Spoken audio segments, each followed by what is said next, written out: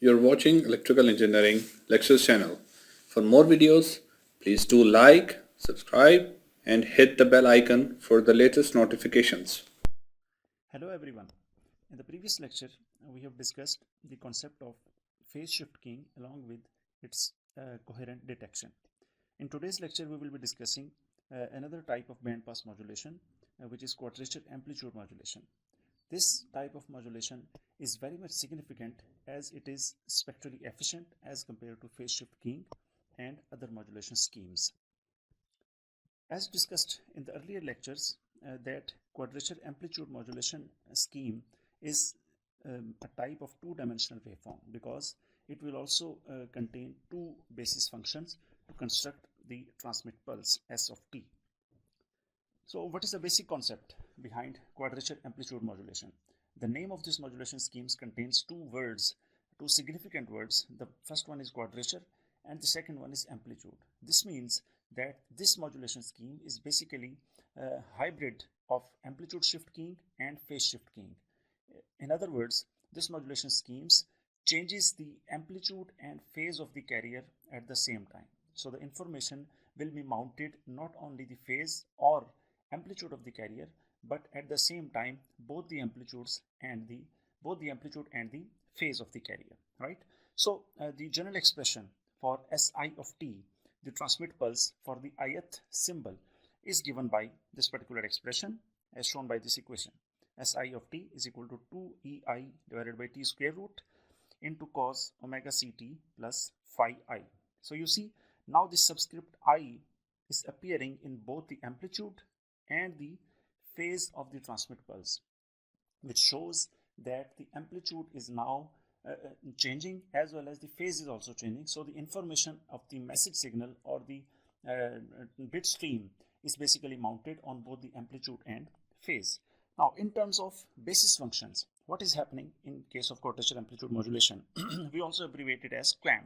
So the transmit pulse expression in terms of basis functions will be the same as it was in the case of phase shift keying, PSK, but now the difference lies in the fact that the coefficients AI1 and AI2, they are no more constants. They will be the function of the ith symbol, right? So to have a detailed explanation, let's come over here and I'm writing here the equation for the ith transmit pulse again. So it will be Si of t is equal to 2ei divided by capital T square root cos omega ct plus phi I. So let's call it equation 1. And now the same transmit pulse in the form of basis functions can also be written as Si of t is equal to ai1, the first coefficient for the ith symbol, into psi 1 of t, the first basis function, plus ai2 psi 2 of t, the second basis function, where psi 1 of t is as a standard given as 2 over t cos omega ct and psi 2 of t is given as 2 over capital T sine omega ct.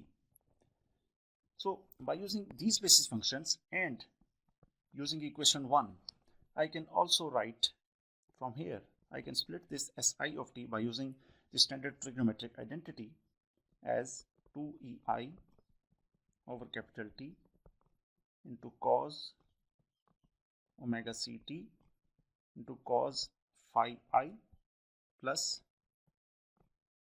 sine omega ct into sine phi I. Sorry, minus sign here. So now if I open up this bracket and rearrange the terms in one more step, I can write as ei square root cos phi I multiplied by 2 over capital T cos omega ct minus ei square root sine phi I multiplied by 2 over capital T into sine omega c t. Now if you see, if I group the terms in such a way that this particular expression becomes psi 1 of t, this particular expression along with this negative sign, it will become psi 2 of t, and the remaining term, I mean this term over here, that can be declared as ai1, and this term that can be declared as ai2. Furthermore, if you further categorize these two terms in this way, like if I say this term as term number 1 and this term as term number 2, so what can you observe from this particular classification? You can see that the first term is a type of pulse amplitude modulation or amplitude shift keying, where we are basically performing amplitude modulation by using a single carrier, which is cos omega ct, right? And similarly, in the second term, we are again performing another amplitude shift keying or amplitude modulation.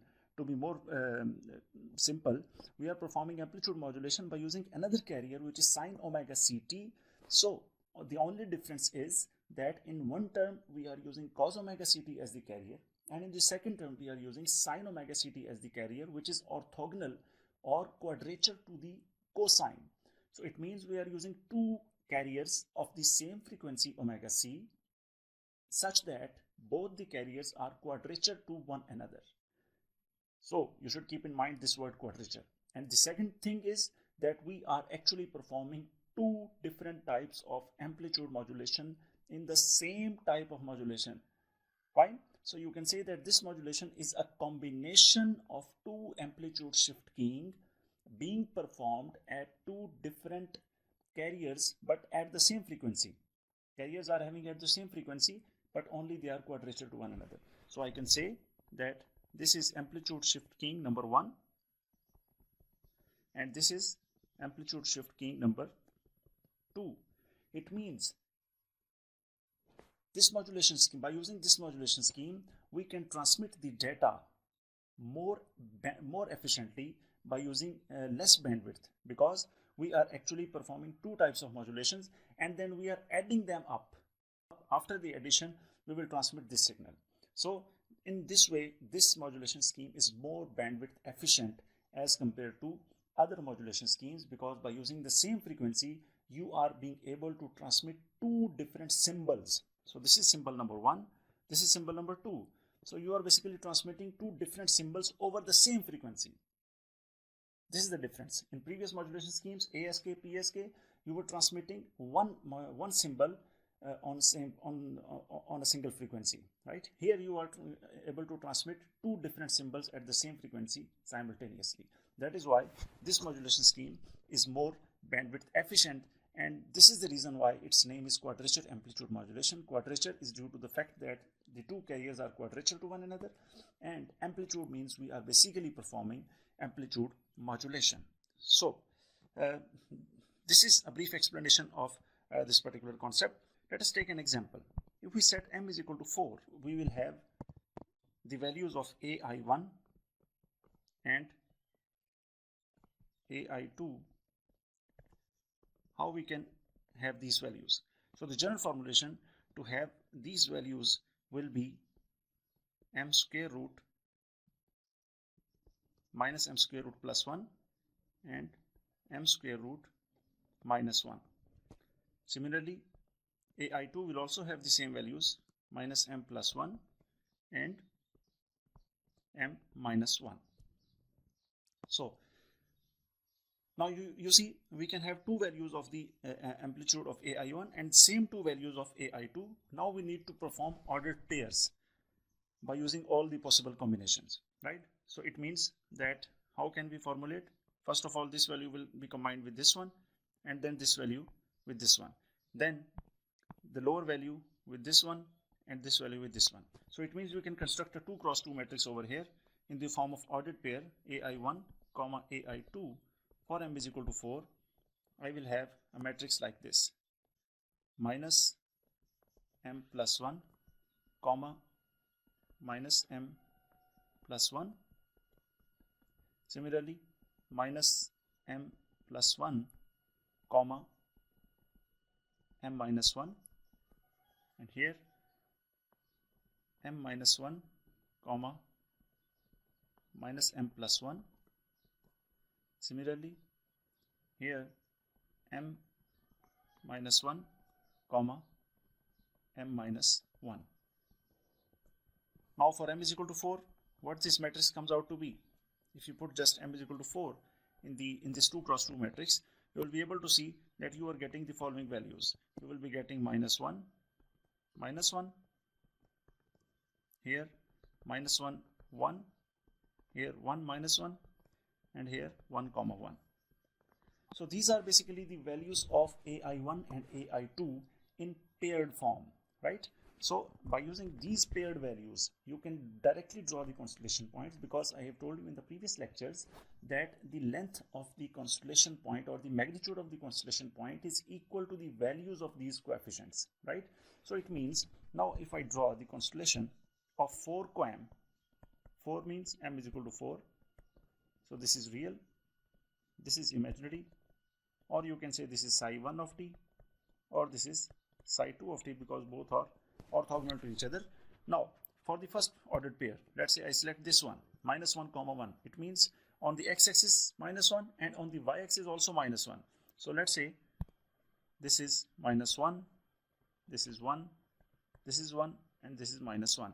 So it means this point will lie over here, minus 1 comma minus 1. Similarly, the second one, minus 1 comma 1. So on x-axis minus 1 and y-axis 1. So it will be this point, minus 1 comma 1. And similarly, if you plot the other 2 points, you will get these 2 points.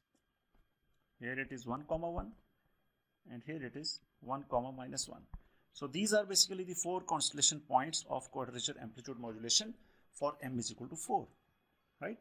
So in this way, and in the form of bits, you can always write them in any fashion, but by using gray coding, you can write 0, 0, 0, 1, 1, 1, and 1, 0, or any other notation. So this 4 QAM is very much similar to QPSK, quadrature phase shift keying. There is no difference in terms of bandwidth efficiency. But if you increase the value of m, and usually for QAM, we make m as the multiple of 4, right? The multiple of 4. So it means the next value of m will be, in the power of 4, in the power of 4. So instead of in the power of 2, we select in the power of 4. So the next power of 4 value will be m is equal to 16. So if you select m is equal to 16 now, for m is equal to 16, what are the possible values of AI1 and AI2? First of all, you need to identify these values. And the general formulation is that you select the values such that they are under root m minus 1, minus under root m plus 1, then m minus 3, and minus m plus 3. So now it will have 4 values. So it means that the number of values for each coefficient will be log 2 of m. In this case, it will be 4. And the same values will come over here, under root m minus 1, minus under root m plus 1, under root m minus 3, and under root m plus 3 with minus. So again, by using these 4 values and these 4 values, you will perform ordered pairs, and at this time you will get a 4 cross 4 matrix. So the total number of values,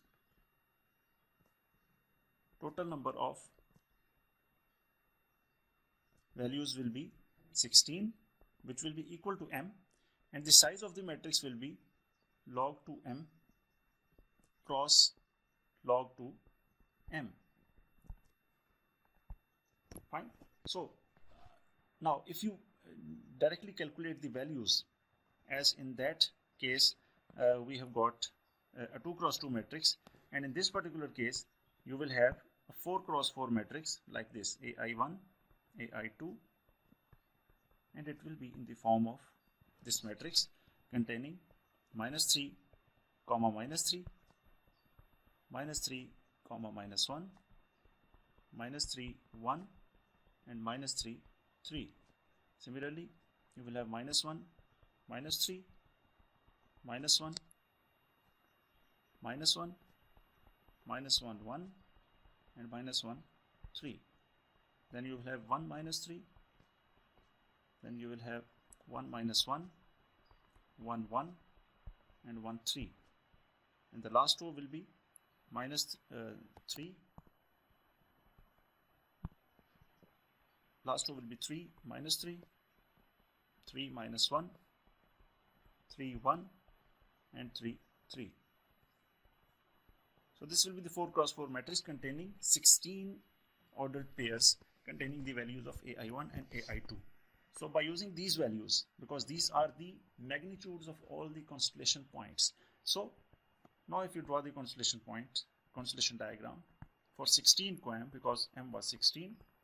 So for 16 QAM, it will contain how many points? It will contain 16 points now in this formulation.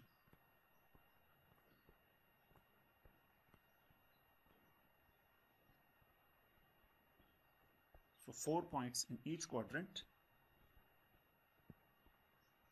So this is basically the constellation diagram for 16 QAM.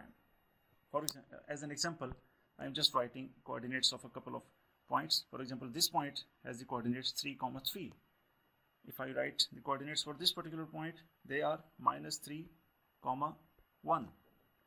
Let's say if I write the constellation point for this one, the coordinates, it will be minus 1, minus 1. So in this way, you can easily find out the coefficients in the coordinates of all the points, so that this point is 1, this point is 3, this is minus 1, this is minus 3, 3, 1, minus 1, and minus 3. So you see, if you now observe this particular constellation diagram and compare it with either amplitude shift keying or phase shift keying by keeping m is equal to 16. So if you keep m is equal to 16 and generate 16 PAM, the pulse amplitude modulation, you will see that all the 16 points will be lying on the x-axis and there will be no change in the phase of these points. Similarly, if you plot 16 PSK, so if you plot 16 PSK, then in that particular case, the magnitude of all the 16 points will remain the same. Magnitude will remain the same. The only thing changes is the phase. But here, in case of 16 QAM, you are observing that both the amplitude and phase are changing. For example, if I take 4 points in one quadrant, and let us consider this point. So this point has a radius, let's say r, and that radius is exactly equal to this radius. But what is the difference? The difference is the phase, right? Similarly, if you take another example and I say that this point, it has a radius r1, and this point 3, 3, it has got the radius r2. So here, what is the difference? The angle is the same, but what is the different thing? The different thing is the magnitude. The magnitude of first one is r1 and the second one is r2. So in this way, this constellation diagram is a mixture of amplitude shift keying and phase shift keying, and due to this reason, this is bandwidth efficient, and at the same time, the performance of 16 QAM will be better as compared to 16 PSK. We will see in the upcoming lectures. When we compare the BER performance of all these modulation schemes, we will see that the performance of 16 QAM is much better as compared to 16 PSK or 16 PAM because of the distance and change in energies in between these constellation points, right? So now we just observe the a sophisticated constellation diagram which is drawn over here, and definitely for 16 QAM, the number of bits per symbol k, it will be equal to 4. So each constellation point or each symbol will be corresponding to 4 bits, and definitely there will be 16 combinations. So you can follow any scheme to allot or to allocate these symbols to any constellation point but it is assumed that you will follow the gray coding so that each consecutive symbol, we observe only change in 1 bit. Now we come towards the coherent detection of this M-array QAM or M-QAM. Now, before discussing this block diagram, you need to understand a very basic point, and you need to recall that point that I have told you in the start of the lecture, that this QAM is basically combination of two amplitude shift keying schemes. One amplitude shift keying being performed with cos omega ct, and the other amplitude shift keying being performed with sine omega ct, right? So it means that it is a combination of two ASK, and when it is a combination of two ASK, it is a very intuitive to understand that we can formulate the coherent detection of QAM by just combining two coherent detectors of amplitude shift keying, and we just combine them and we place them in parallel, because if you recall, for amplitude shift keying we only require one basis function. So we will just use two coherent detectors for ASK and place them parallel. One ASK detector will be using psi 1 of t, which is made of cos, and the second one is made up second one will be using psi 2 of t, which is actually made up of sine omega ct. So it means this is a very simple architecture. So you see, now the incoming singular is r of t. By using this r of t, we will have two branches.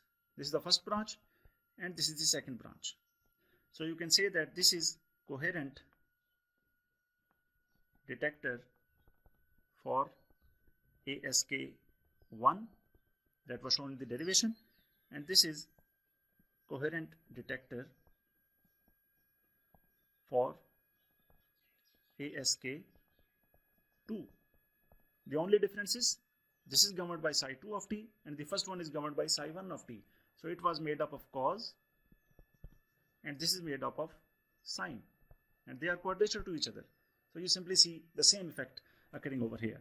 So the received signal will be multiplied with psi 1 of t, and in the second branch it will be multiplied with psi 2 of t, like here. And the next stage is the correlation, as it is a mandatory part of all the detectors. It is basically performing correlation, and the output is Z1 and Z2. This Z1 and Z2 will be fed into the thresholding or detection stage, but now you have got two coherent detectors working in parallel. Now the question is how many thresholds each of these detectors will be using, because in the previous cases we have discussed that the number of thresholds are equal to m-1, but here there is a slight difference. You see, here it is written that compare with square root m-1 detectors. Now what is the difference? Why we are not using m-1 detectors over here? To understand this concept, let's come towards this constellation diagram. If you see, if you are going to find, because each of these branches is a separate amplitude shift keying detector, separate. So it means if we find out that how many magnitudes or how many amplitudes are existing in this constellation, we simply be able to find the number of thresholds, right? So how many different amplitudes are available in this constellation diagram? To see, now you come over here. The first magnitude is this one, and this magnitude, and this magnitude, this magnitude, and this magnitude are the same. So you call it number 1. The second one is this point S4, for S16, for S13, and for S1. So all these magnitudes are the same. It means let's call it magnitude number 2. And the third one is this one, here, here, here, and here, and also this one. So these 8 constellation points will have the same magnitude. Let's call it number 3. So it means we have got 3 different amplitudes all over this constellation diagram in terms of energy, or you can say that the number of possible energies is basically 3. So when it is 3, it means if we relate it with the value of m, you can say, because this is for 16, so if I write 16 square root minus 1, it means m square root minus 1, which comes out to be 3. We need to have 3 different thresholds for each branch, right? So that the same thing is written over here, because each detector is a separate amplitude shift keying detector. Therefore, each detector will be using under root m minus 1 thresholds. You can also verify it for m is equal to 4, because for m is equal to 4, the answer will be under root m minus 1 equal to 4 minus 1, and that will be equal to 1. So you will only need one threshold. One threshold means there is only one magnitude all over the constellation for m is equal to 4. So that is the reason why we are only using under root m minus 1 thresholds inside each detector, and this is the reason why quadrature amplitude modulation is performing better. It will perform better as compared to other schemes, because in 16 PAM, if you take m is equal to 16 in PAM, you will require how many thresholds? 15 thresholds, m minus 1. You will require 15 thresholds, so there will be more chance of errors. But here, in total, how many thresholds are being used? 3 here and 3 here for m is equal to 16. So a total of 6 thresholds. It means you can have less probability of error because of less decision regions. Because more the number of decision regions, more the probability of error. Here, less number of decision regions, you will experience less probability of error. And after the output of these two separate detectors, you will perform parallel to serial converter to just convert all the data, all the parallel data into a serial bit stream to get the estimate of the output data, right?